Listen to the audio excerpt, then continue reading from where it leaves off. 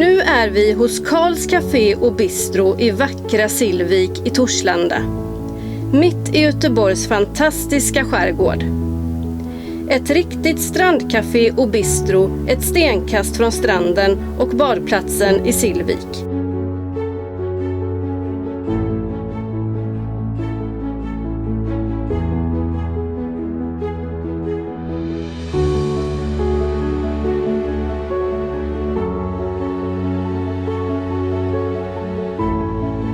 Här kan du njuta av glass, fika, en god thai eller enklare måltid.